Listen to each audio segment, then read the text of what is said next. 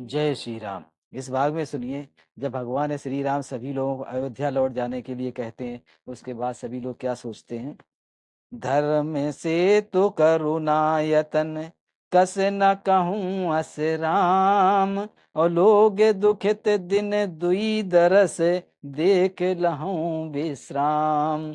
वशिष्ठ जी ने कहा, हे राम, तुम धर्म के सेतु और दया के धाम हो, तुम भला ऐसा क्यों न कहो। लोग दुखी हैं, 2 दिन तुम्हारा दर्शन कर शांति लाभ कर लें। राम बचन सुन सभय समाजू, और जनु जल निदमऊ बिकल जहाजू। सुने गुर गिरा सुमंगल मूला, और भयों मनऊ मारुत अनुकूला। श्री रामचंद्र जी के वचन सुनकर सारा समाज भयभीत हो गया, मानो बीच समुद्र में जहाज डगमगा गया हो। परंतु जब उन्होंने गुरु वशिष्ठ जी की श्रेष्ठ कल्याण मूलक वाणी सुनी, तो उस जहाज के लिए मानो हवा अनुकूल हो गई हो। पावन मैं त्यों काल नहाई, और जो बिलो के अग ओग नसाई। मंगल मूरत लोचन भरी भरी, और निरखे हर्ष दंडवत करी करी। सब लोग पवित्र पयस्विनी नदी में अथवा पयस्विनी नदी के पवित्र जल में तीनों समय सवेरे, दोपहर और सायंकाल स्नान करते हैं, जिनके दर्शन से ही पापों के समूह नष्ट हो जाते हैं। और मंगल मूरत श्री रामचंद्र जी को दंडवत प्रणाम करके उन्हें नेत्र भर भर कर देखते हैं। राम शैल बन देखन जाही, और जहाँ सुख सकल सकल दुख नाही। झरना झरई सुधा सम बारी, और त्रिविध ताह हर त्रिविध बयारी। सब श्री रामचंद्र जी के पर्वत कामदगिरी और वन को देखने जाते हैं, जहाँ सभी सुख और सभी दुखों का अभाव है। झरने अमृत के समान जल झरते हैं, और 3 प्रकार की शीतल मंद सुगंध हवा तीनों प्रकार के आध्यात्मिक, अधिभौतिक, अधिदैविक तापों को हर लेती है। बेटप बेल तृण अगणित जाति, और फल प्रसून पल्लव बहु भांति। सुंदर शिला सुखद तरु छाही, और जाई वरन वन छवि कहीं पाई। अर्थात असंख्य जाति के वृक्ष लताएं और तृण हैं, तथा बहुत तरह के फल फूल और पत्ते हैं। सुंदर शिलाएं हैं, वृक्षों की छाया सुख देने वाली है। वन की शोभा किससे वर्णन की जा सकती है।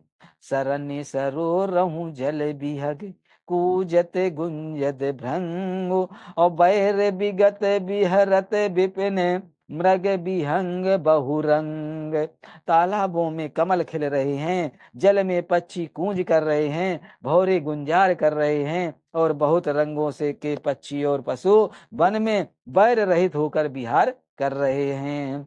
कोमल की रात भिल बनवासी, और मद सुचि सुंदर स्वात सुधासी। भरी भर परन पुटी रच रूरी, और कंद मूल फल अंकुर जूरी। कोल की रात और भील आदि वन के रहने वाले लोग पवित्र, सुंदर एवं अमृत के समान स्वादिष्ट मधु, शहद को सुंदर दोने बनाकर और उनमें भर भर कर तथा कंद मूल फल और अंकुर आदि की जूड़ियों आटियों को सबहि देहि कर विनय प्रणामा। और कही कही स्वाद भेद गुण नामा। देहि लोग बहु मोल न लेही, और फेरत राम दुहाई देही। सबको विनय और प्रणाम करके उन चीजों के अलग अलग स्वाद भेद प्रकार गुण और नाम बता बता कर देते हैं। लोग उनका बहुत दाम देते हैं, पर वे नहीं लेते हैं, लौटा देने में श्री रामचंद्र जी की दुहाई देते हैं। कहीं सनेहु मगन मृदुबानी, और मानत साधु प्रेम पहचानी। तुम सकति हम नीच निषादा, और पावा दर्शन राम प्रसादा। प्रेम में मग्न हुए वे कोमल वाणी से कहते हैं कि साधु लोग प्रेम को पहचान कर उनका सम्मान करते हैं, अर्थात आप साधु हैं, आप हमारे प्रेम को देखिए, दाम देकर या वस्तुएं लौटाकर हमारे प्रेम का तिरस्कार ना कीजिए। आप तो पुण्यात्मा हैं, हम नीच निषाद हैं। श्री राम जी की कृपा से ही हमने आप लोगों के दर्शन पाए हैं। हम ही अगम अति दरस तुम्हारा, और जस मरुधरन देव धुनि धारा। राम कृपाल निषाद निवाजा, और परिजन प्रजौ चाहूं जस राजा। हम लोगों को आपके दर्शन बड़े ही दुर्लभ हैं, हम लोगों को आपके दर्शन बहुत ही दुर्लभ हैं।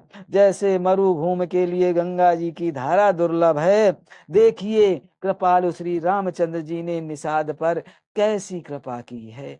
जैसे राजा हैं वैसे ही उनका परिवार और प्रजा को भी होना चाहिए। यह जिय जानि सकोच तजी, करऊं छोहु लखनेऊ, और हम ही कृतारथ करन लगी, फल तने अंकुर लेहू। हृदय में ऐसा जानकर संकोच छोड़कर हमारा प्रेम देखकर कृपा कीजिए, और हमको कृतार्थ करने के लिए ही फल तृण और अंकुर लीजिए। तुम प्रिय पहुने पग पगुधारे, और सेवा जो गुना भागे हमारे। देव काहे हम तुम्हें गुसाई, और ईधन उपात की रात मिताई। आप प्रिय पाहुने वन में पधारे हैं, आपकी सेवा करने के योग्य हमारे भाग्य कहाँ हैं। हे स्वामी, आप हमको क्या देंगे। भीलों की मित्रता तो बस ईंधन लकड़ी और पत्तों तक की ही है। यह हमारी अति बड़े सेवकाई, और ले ही नवासन वसन चुराई। हमें जड़ जीव जीव गण घाती, और कुटिल कुचाल कुमति कुजाती। अर्थात हमारी तो यहाँ बड़ी भारी सेवा है, हम आपके कपड़े और बर्तन नहीं चुरा लेते। हम लोग जड़ जीव हैं, जीवों की हिंसा करने वाले हैं, कुटल कुचाली कुबद्ध और कुजाती हैं। पाप करत निस वासर जाही, और नहीं पट कट नहीं पेट अघाई। सपनि व धर्म बुद्धि कस काऊ, और यह रघुनंदन दरस प्रभाऊ। हमारे दिन रात पाप करते ही बीतते हैं। यह तो ना तो हमारी कमर में कपड़ा है और ना पेट ही भरते हैं, हमें स्वप्न में भी कभी धर्म बुद्धि कैसी। यह तो श्री रघुनाथ जी के दर्शन का प्रभाव है। जब ते प्रभु पद पद में निहारे, ओ मिटे दुसह दुख दोष हमारे। बचन सुनत पुरजन अनुरागे, और तिनके भाग सराहन लागे। जब से प्रभु के चरण कमल देखे हैं, तब से हमारे दुख साहस दुख और दोष मिट गए हैं। वनवासियों के वचन सुनकर अयोध्या के लोग प्रेम में भर गए और उनके भाग्य की सराहना करने लगे। क्या कह रहे हैं। लागे सराहन भाग्य सब अनुरागे, बचन सुना वहीं। बोलन मिलन सिय राम चरण, स्नेहु लख सुख पावहीं। नर नार निद रही नेहु निज सुन, कोल भीलन की गिरा। और तुलसी कृपा रघुवंशनी, की लोहले लौका तिरा। अर्थात सब उनके भाग्य की सराहना करने लगे और प्रेम के वचन सुनाने लगे। तब उन लोगों के बोलते और मिलने का ढंग तथा सीताराम जी के चरणों में उनका प्रेम देख कर सब सुख पा रहे हैं। उन कोल भीलों की बाणी सुनकर सभी नर नारी उन कोल भीलों की बात सुनकर सभी नर नारी अपने प्रेम का निरादर करते हैं, उसे धिक्कार देते हैं। तुलसीदास जी कहते हैं कि यह रघुवंश मणि श्री रामचंद्र जी की कृपा है कि लोहा नौका को अपने ऊपर लेकर तैर गया। बिरही बन चहु ओर प्रतिदिन प्रमुद लोग सब, और जल ज्यो दादुर मोर भई पीने पावश प्रथम। सब लोग दिनों दिन परम आनंदित होते हुए वन के चारों ओर विचरते हैं, जैसे पहली वर्षा के जल में मेढक और मोर मोटे हो जाते हैं, प्रसन्न होकर नाचते और कूदते हैं। पुरजन नारी मगन अत प्रीति, और वासर जाहि पलक समय बीती। सिय सासु प्रति बेस बनाई, और सादर करई सरस सेवकाई। अयोध्यापुरी के पुरुष और स्त्री सभी प्रेम में अत्यंत मग्न हो रहे हैं। उनके दिन पल के समान बीत जाते हैं। जिनकी सासुएं थी उतने ही वेश रूप बनाकर सीता जी सब सासुओं की आदर पूर्वक एक सी सेवा करती हैं। लखा न मरम राम बिन काहू, और माया सब सिय माया माहू। सिय सासु सेवा सब कीनी, और तिन लई सुख सिख आशीष दीनी। श्री रामचंद्र जी के सिवा इस भेद को और किसी ने नहीं जाना। सब माएं परम शक्ति महामाया श्री सीता जी की माया में ही हैं। सीता जी ने सासुओं की सेवा में बस में कर लिया, उन्होंने सुख पाकर सीख और आशीर्वाद दिए। लख सिय सहित सरल दो भाई, और कुटिल रान पछितानी अघाई। अवन जमहि जातहि कैकेयी, और मही न बीचु विद बीचु न देई। सीता जी समेत दोनों भाइयों श्री राम लक्ष्मण को सरल स्वभाव देख कर कुटिल रानी कैकेयी भर पेट पछताती हैं। वह पृथ्वी तथा यमराज से याचना करती हैं, किंतु धरती बीच फटकर समा जाने के लिए रास्ता नहीं देती, और विधाता मौत नहीं देता। लो कहूँ वेद विदित कभी कहाई, और राम विमुख थल नरक न लाही। यहु संशय सबके मन माही, और राम गवन विद अवध की नाही। लोक और वेद में प्रसिद्ध है, और कवि ज्ञानी भी कहते हैं कि जो श्री रामचंद्र जी से विमुख है उसे नरक में भी ठौर नहीं मिलता। सबके मन में यह संदेह हो रहा था कि हे विधाता, श्री रामचंद्र जी का अयोध्या जाना होगा या नहीं। निसि न नींद नहीं भूखे दिन, भरत बिकल सुचि सोच। और नीच की में बिच मगन जैसे मी नहीं सलिल सकोच। भरत जी को ना तो रात को नींद आती है और ना दिन में भूख ही लगती है। वे पवित्र सोच में ऐसे विकल हैं जैसे नीच तल के कीचड़ में डूबी हुई मछली को जल की कमी से व्याकुलता होती है। कीने मातु मिस काल कुचाली, और इत भीत जस पाकत साली।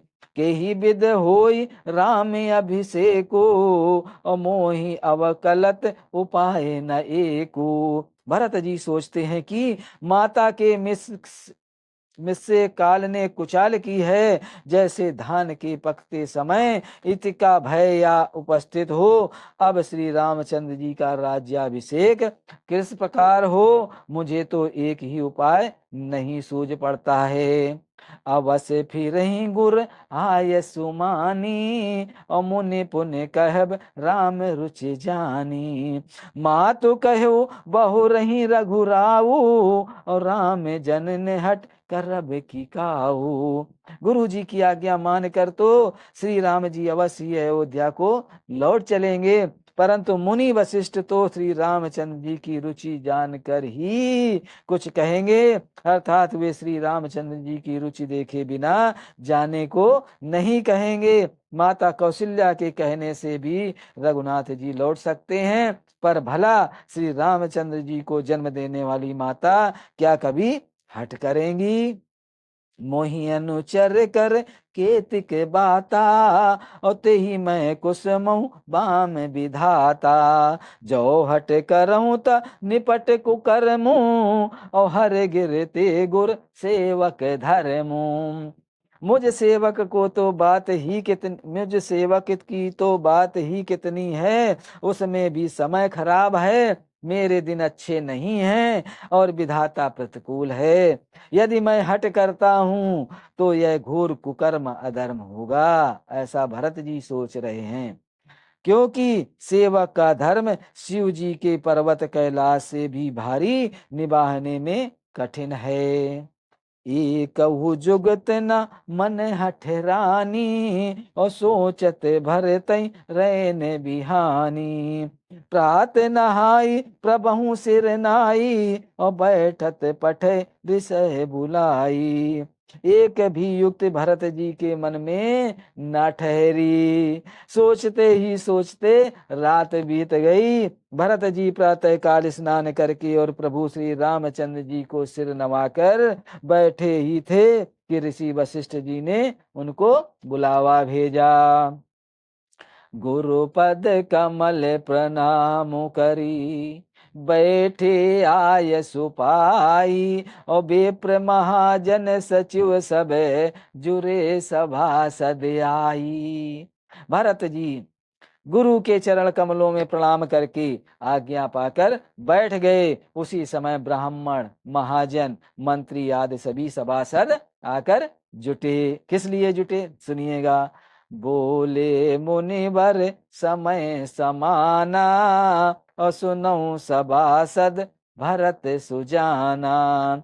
धर्म धुरीन भान कुल भानु, और राजा राम स्वबस भगवानु। श्रेष्ठ मुनि वशिष्ठ जी समय योचित वचन बोले। हे सभासदो, हे सुजान भरत, सुनो। सूर्य कुल के सूर्य महाराज श्री रामचंद्र जी धर्म धुरंधर और स्वतंत्र भगवान हैं।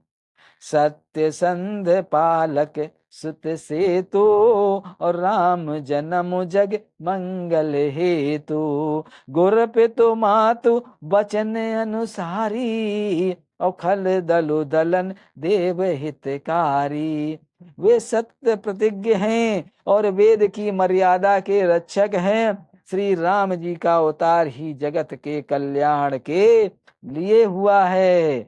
वे गुरु पिता और माता के वचनों के अनुसार चलने वाले हैं, दुष्टों के दल का नाश करने वाले और देवताओं के हितकारी हैं।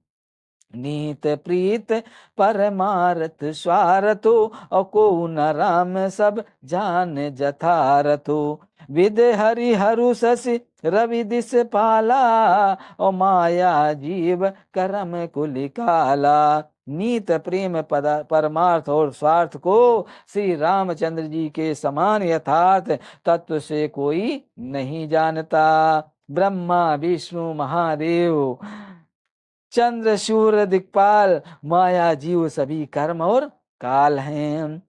अहिप महिप जग लगे प्रभुताई, और जोग सिद्ध निग मागन गाई।